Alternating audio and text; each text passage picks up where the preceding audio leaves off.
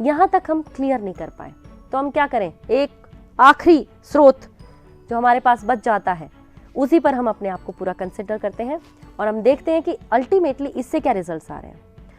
भूकंप आप सब लोगों ने महसूस भी किया होगा, आप जिस उम्र में हैं आपने अभी देखा भी होगा कि कुछ जगहों पे जो हलचल हो रही है उसको हम भूकंप कह रहे हैं, और हो सकता है कि आपने एक दो ने कुछ बहुत अच्छे झटके महसूस भी किए हों।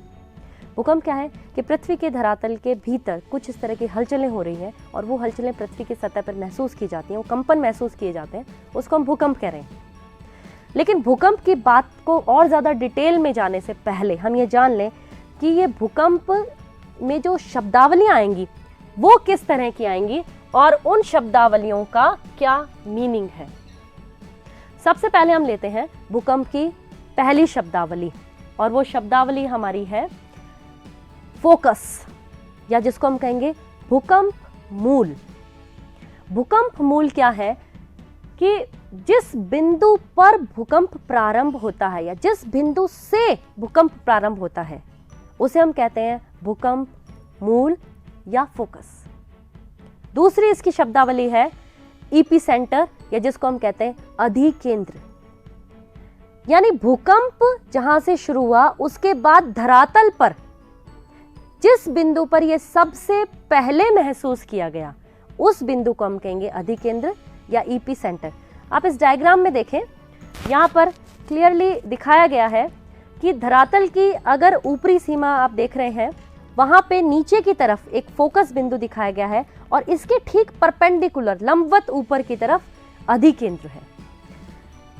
आप इस अपने जो बोर्ड पर बना हुआ डायग्राम है इस पर अगर आप गौर से देखें तो आप देखिए, अगर ये सतह है और भूकंप यहीं कहीं डेवलप हुआ है, इसके बाद यहाँ से वेव्स निकलती हैं और इस वेव्स की वजह से ये वेव्स अलग अलग जगह पर जाकर के धरातल पर आएंगी, लेकिन सबसे पहले ये धरातल के उस हिस्से को छुएंगी जहां से ये लंबवत होंगी।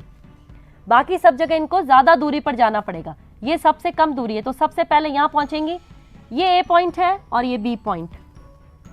तो जो डेफिनेशन हमने अभी तक डिस्कस की उसके आधार पे ए पॉइंट क्या हो गया, फोकस, और बी पॉइंट क्या हो गया, एपिसेंटर या अधिकेंद्र। दोनों चीजें क्लियर हो गई। अब हम आगे बढ़ते हैं। इन दोनों के बाद हम इस चीज पर आते हैं कि जब हमने ये जान लिया कि भूकंप का केंद्र कहाँ है और भूकंप की अधिकेंद्र क्या है, तो हमारे लिए अब ये जानना जरूरी है कि भूकंपीय तरंगें क्या है। एक्चुअली लगातार जब कहीं कंपन बहते हैं तो वो एक तरंग की अवस्था ले लेते हैं और उसी को हम कहते हैं भूकंपीय तरंगें। लगातार बहने वाले कंपन भूकंपीय तरंगें कहलाती हैं। तरंगें तीन प्रकार की, जिनमें है पी तरंग, एस तरंग और एल तरंग। ये जो पी, एस और एल अलग अलग तरंगें हैं, ये सिर्फ इसीलिए नाम नहीं रख दिया कि हमें अच्छा लगा कि क्लासिफिकेशन तो होना चाहिए भाई, क्लासिफिकेशन से अच्छा लगता है कि भाई कोई सॉलिड चीज है जिसमें खूब सारे हमने वर्गीकरण कर दिया, वर्णन कर दिया। नहीं, पी तरंग, एस तरंग और एल तरंग बिल्कुल एक दूसरे से डिफरेंट है, एक दूसरे से व्यवहार में अलग व्यवहार करती हैं एक दूसरे से, और बहुत सी इनकी क्वालिटीज एक दूसरे से बिल्कुल अपोजिट है। इस वजह से हमने इसको क्लियर कट तीन भागों में बांटा है, पी, एस, एल। सबसे पहले एल तरंग के बारे में हम बात कर लें। एल तरंग को हम धरातलीय तरंगें भी कहते हैं, और हमने आज तक भूकंप का जो भी भयावह रूप देखा है वो सिर्फ इस एल तरंग की वजह से ही देखा है, क्योंकि धरातल पर जो तरंगे तीव्रता के साथ प्रवाहित होती हैं वो एल तरंगे हैं। एल तरंगे पृथ्वी के धरातल के नीचे, सतह के नीचे कम जा पाती हैं, थोड़े से ऊपर जाते ही, मतलब गहराई पे जाते ही ये समाप्त हो जाती है। इसलिए हमारे लिए सबसे ज़्यादा नुकसानदायक कौन सी है, एल तरंगे। लेकिन जब ये सतह के नीचे जा ही नहीं पा रही हैं तो सतह के अंतरतम का वर्णन, पृथ्वी के अंतरतम का वर्णन करने में ये हमारे लिए बिल्कुल सहायक नहीं है। तो इस पॉइंट ऑफ व्यू से हमारे लिए ये एक बार नेग्लिजिबल है, इससे हमें कोई सहायता नहीं मिलती है, तो हम इसे छोड़ देते हैं। अब हम आते हैं हमारी दो बची हुई तरंगों पे। पहली है पी तरंग या पी वेव्स और दूसरी है एस तरंगे। पी वेव्स की क्वालिटीज की बात करें कि इसमें इस तरंग के अंदर तरंग के जो कण हैं वो तरंग की दिशा में ही आगे पीछे गमन करते हैं। आप बोर्ड पर गौर से देखें, अगर तरंग का मूवमेंट इस तरफ है, इस तरह से ये मूव कर रही है तरंग, यानी गति की दिशा तरंग की ये है, तो तरंग के जो कण हैं वो अगर यहीं इस तरह से मूव करते हुए तरंग को आगे की ओर बढ़ाते हैं तो इस तरह की तरंग को हम कहते हैं पी तरंगे। इसको हम और आगे अच्छे से क्लियर करेंगे, पहले सिर्फ ये समझ लें दोनों चीजें।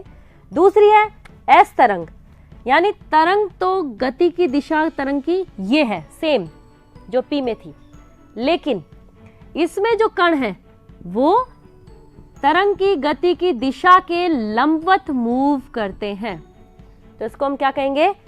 एस तरंगे। समझ में आया? नहीं, क्लियर नहीं हुआ? आपने सांप को चलते हुए देखा है? सांप को चलते हुए देखा, कैसे चलता है वो?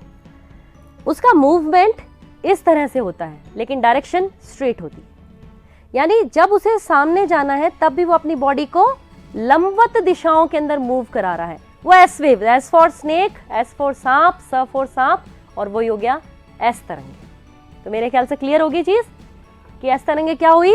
एस तरंगे वो हुई जो सांप है। ठीक है, अब हम बात करते हैं पी तरंगों के बारे में। पी तरंगे कौन सी हैं? स्प्रिंग देखिए आपने, स्प्रिंग को जब हम खींचते हैं, एक साइड से खींच के जब छोड़ते हैं तो वो स्प्रिंग आगे की तरफ, वो चीज है, वो मोशन जो है आगे की ओर बढ़ता है, गति कर रही है, लेकिन उसमें स्प्रिंग के जो छल्ले हैं वो सब भी उसी दिशा में ही आगे पीछे हो रहे हैं, वो ऊपर नीचे मूव नहीं हो रहे। आप देखें नेक्स्ट स्लाइड के अंदर जो पिक्चर है उसके अंदर आपको क्लियर हो जाएगा। ये दोनों पिक्चर में मैंने पी वेव्स और एस वेव्स अलग अलग दिखाई हैं। पी वेव्स स्प्रिंग की वेव्स है जिसमें वो आगे की ओर बढ़ रही हैं, जिसमें स्प्रिंग के छल्ले भी उसी दिशा में ही आगे पीछे होते हैं। एस वेव्स में एक रस्सी को बांधा गया है और एक हाथ से झटका दिया तो उसके अंदर मूवमेंट, कणों का जो मूवमेंट है वो ऊपर नीचे है, लेकिन उसमें तरंग भी आगे की ओर मूव हो रही है। तो ये डिफरेंस है पी और एस वेव्स में। पिछले स्लाइड में आप देखें, वापस पिछले स्लाइड पर आए तो उसमें आप देखेंगे कि एक चीज क्लियर हो गई कि कण और तरंग की दिशा का जो रेशियो है वो पी और एस में कैसा है, अलग अलग। लेकिन इसकी वजह से और बहुत सारी चीजें जो इनको अलग करती हैं। दूसरी और सबसे महत्वपूर्ण चीज जो इनको डिफरेंस इनके अंदर ला रही है वो है दोनों का गमन किसी भी माध्यम में कैसा है। पी वेव्स ठोस में भी उतनी ही मजबूती से चल पाती है जिसमें थोड़ा बहुत अंतर के साथ ये तरल में भी मूव कर जाती है। मतलब अगर हमने किसी पदार्थ के, किसी माध्यम के अंदर से हम भेजना चाह रहे हैं पी वेव्स को और हमने देखा कि दूसरी तरफ पी वेव आ रही है, तो हमने देख लिया कि ठोस और उसके अंदर तरल दोनों के अंदर से वो निकल के सामने आ रही है। लेकिन एस वेव्स के साथ वो थोड़ी स्पेशल है, हर जगह हर किसी को लिफ्ट नहीं देती। तो एस वेव्स क्या है? वो जहां पर तरल आता है वहां पर अपने आप को रोक लेती है, या तो वो परावर्तित हो जाती है, ठीक है, या फिर वो वहीं खत्म हो जाती है। तो एक छोटा सा एग्जाम्पल, हमने एक इस तरह का बॉक्स लिया, बॉक्स के अंदर आपको नहीं पता है कि क्या है, सॉलिड है या लिक्विड है, कुछ भी हो सकता है, ठोस भी हो सकता है, तरल भी हो सकता है। यहां से हमने पी वेव्स और यहीं से हमने एस वेव्स दोनों को भेजा। हमने पी और एस दोनों वेव्स को यहां से भेजा। बाहर की तरफ अगर मुझे दोनों तरंगें मिल जाती हैं तो इसके अंदर क्या है, ठोस या तरल? इसके अंदर ठोस है, क्योंकि दोनों तरंगें सिर्फ ठोस के अंदर से ही निकलती हैं। लेकिन अगर मुझे एस वेव्स एब्सेंट मिलती है, सिर्फ पी वेव बाहर आकर के मिल रही है, तो इसका मतलब उस पूरे बॉक्स के अंदर क्या है, तरल। इसका मतलब उसमें क्या है, तरल।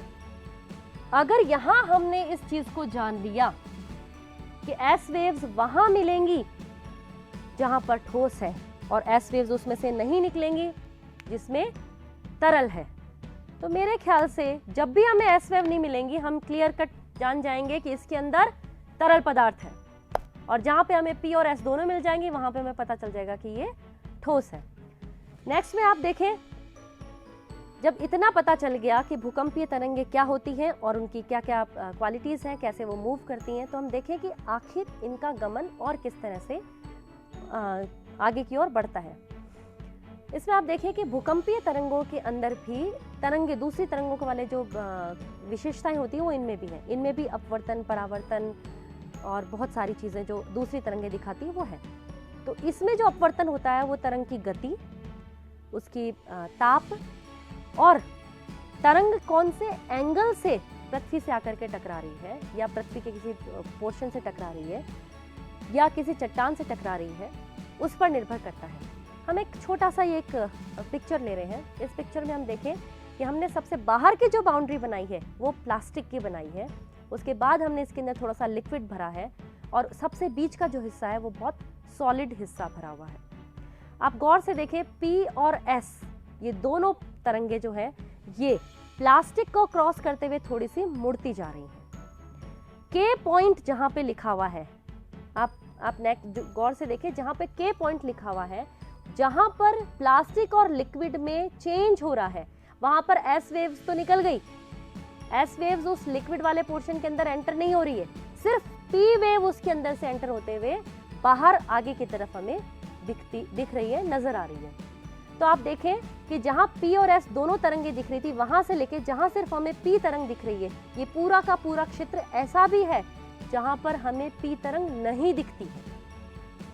यानी पृथ्वी के धरातल पर कहीं पे भूकंप आता है तो वो भूकंपीय तरंगे पूरी पृथ्वी पर, चाहे अंदर सॉलिड है, लिक्विड है, तो भी सब जगह पर हमें महसूस नहीं होता है। क्यों नहीं होता?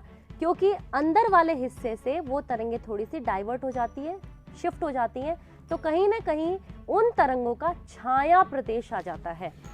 तो इसमें आप देखें, आपको हमने SP जहां लिखा है वहां से लेके जहां सिर्फ P लिखा है, इसके बीच में लिखा है P शेडो, यानी P का वो छाया क्षेत्र है। तो S का क्या? S का भी वो छाया क्षेत्र है, लेकिन जहां हमने P लिख दिया इसका मतलब आगे हमें P मिलेगा, लेकिन S तो हमें वहां पर भी नहीं मिलेगा। तो नेक्स्ट डायग्राम में आप गौर से देखें कि ऊपर हमने उसी डायग्राम को रखा है, नीचे की तरफ हमने कुछ लेयर्स बनाई हैं और साइड में हमने जो ब्लू कलर का डायग्राम रखा है वहां पर हमने उस जाल को दिखाया है कि किस तरह से हमारी तरंगे जो है वो इस जाल के रूप में प्रवाहित होती है। आप देखें, एंगल्स लिखे हुए हैं 0, 30, 60 और 90। 90 से थोड़ा सा नीचे जब हम आते हैं तो बीच वाले हिस्से से डाइवर्ट होने की वजह से यहाँ पर हमें कुछ तरंगे 90 के बाद से लेके और 150 से थोड़ा सा पहले तक कोई तरंग नजर नहीं आ रही है, ना S ना P। ये जो क्षेत्र है यहाँ पे चूंकि P नजर नहीं आ रहा, 105 डिग्री से लेकर के, या 108 से स्टार्ट कर सकते हैं हम, 160 डिग्री से लेकर के 135 डिग्री तक का जो क्षेत्र है वो P तरंगों के लिए छाया क्षेत्र होता है। ठीक है, अब S वेव्स का क्या? S वेव्स तो हमारी 105 डिग्री से लेकर के और बिल्कुल 180 डिग्री तक भी नजर नहीं आएगी, क्योंकि वो वहीं से पूरी डाइवर्ट हो गई। तो S का छाया क्षेत्र जो है वो P के छाया क्षेत्र से ज्यादा होगा। दोनों ही हिस्सों में, नेक्स्ट डायग्राम में आप देखें, दोनों हिस्सों में हमने जिसको लाइट कलर में रखा है वो P का छाया क्षेत्र है, लेकिन जहां से P का छाया क्षेत्र शुरू होकर के नेक्स्ट राउंड पूरा करता हुआ P का छाया क्षेत्र आ रहा है, वो पूरा का पूरा S का छाया क्षेत्र है। अल्टीमेटली क्या समझ में आया? पृथ्वी हमारी कैसी है? ये तो तय है कि पृथ्वी चाहे अंदर से सॉलिड हो, लिक्विड हो, कैसी भी हो, लेकिन एक जैसी तो नहीं है। क्योंकि अगर पृथ्वी एक जैसी होती तो आप बोर्ड पर देखें, अगर ये पूरा एक ही मटेरियल से बनी हुई होती तो यहाँ से अगर वेव्स, कोई भी वेव्स, P भेजो चाहे S भेजो, वहां से अगर हम क्लियर करते तो ये पूरा का पूरा एज इट इज बाहर की ओर निकल जाता। बोर्ड पर देखें आप, ये ऐसा का ऐसा बाहर की ओर निकल जाता। लेकिन कुछ हिस्सों के अंदर हमने अभी जो जाल देखा, आप देखें कि ये जो ऐसा का ऐसा पूरा का पूरा बाहर निकल जाना चाहिए था अगर ये एक ही पदार्थ से बनी हुई होती। लेकिन हमने अभी जो जाल देखा, हमने क्या देखा कि जहां से ये वेव एंटर हो रही हैं वहां से फिर ये इस तरह से बाहर की ओर डाइवर्ट हो जाती है, फिर अंदर की ओर डाइवर्ट हो रही है और फिर उसके बाद में वापस हमें बाहर निकलती हुई दिख रही है। और ये इस तरह से हमारे पास छाया क्षेत्र के रूप में कोई ना कोई क्षेत्र मौजूद है। यानी पृथ्वी का आंतरिक हिस्सा बिल्कुल एक जैसा नहीं है। जब हमने ये जान लिया कि बिल्कुल एक जैसा नहीं है, तो हमारे लिए ये जानना भी इंपॉर्टेंट है कि आखिर पृथ्वी का आंतरिक हिस्सा कैसा है। अगर वो सॉलिड भी है लिक्विड भी है तो क्या वो हेफाजेडियसली है, मतलब कहीं लिक्विड मिल गया कहीं सॉलिड मिल गया, या उसका भी कोई एक पैटर्न है। तो एक चीज जो हमारी इससे क्लियर हो गई कि पृथ्वी इतनी तो तय है कि अलग अलग चीजों से निर्मित है,